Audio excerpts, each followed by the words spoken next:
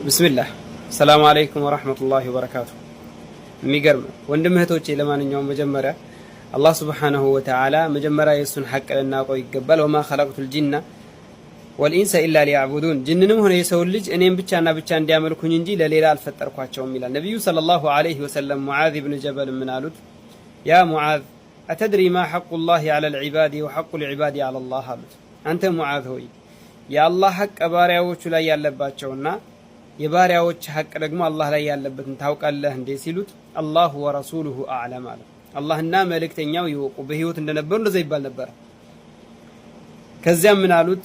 የአላህ ሐቅ ባሪያው ላይ ያለበት አን ያዕቡዱሁ ወላ ዩሽሪኩ ቢሂ ሸይአ፣ እሱም ብቻ ሊያመልኩት ነው፣ በሱ ላይ አንዳችም ነገር ላይ ያጋሩን። አምልኮት የተባለ ለሱ ብቻ ሊሰጡ ነው አሉት።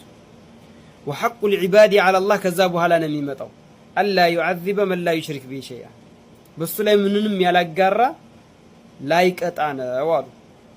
ከዛም ሙዓዝ ሰዎችን ላበስራቸው እንደ ያ ረሱላህ ሲላቸው ላ አታድርግ ፈየተኪሉን፣ ይደገፋሉና አይ በዚህ እኛ ተውሂድ ሳለን እኛ አላህ ላጋራን ወደሚለው ይደገፉና ሌላ ዒባዳዎችን ይተዋሉ አሉት።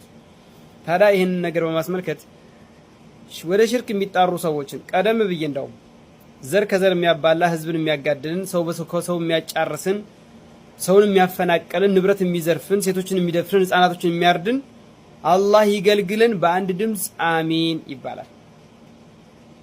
ሰው ላይ አደጋ ደረሰ ስለሆነ ነቢያችን ሰለላሁ ዐለይሂ ወሰለም ሙስተሪሁን ወሙስተራሁ ሚንሁ ብለዋል።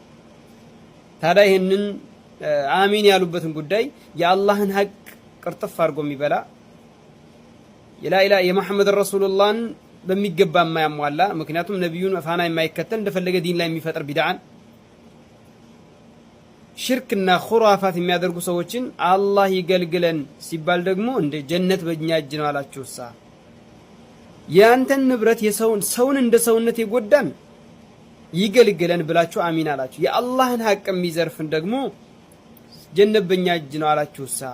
ነቢያችን ሙስተራሁ ሚንሁ ብሎ ሳለ ጀነት በእኛ እጅ ነው አላችሁሳ። እኛ ጀነት ጀሃነም አላልንም፣ ግን ሽርክና ክህደትን ቢድዓን የሚያሰራጩ ሰዎች አላህ ይገልግለን ማለቱና አላህ ከእነሱ ጥፋትና ከእነሱ ክህደት ሰውም ምድርም አዝርዕትም እንስሳም ሰላም ያገኝ ዘንድ አላህ ያንሳቸው ብሎ ማለት ሲገባ እናንተ ጀነት በእኛ እጅ ነው አላችሁሳ፣ አላህ ገፉር ረሒም ነው ይላሉ። ሸዲዱል ኢቃብ እንደሆነ ይዘነጋሉ።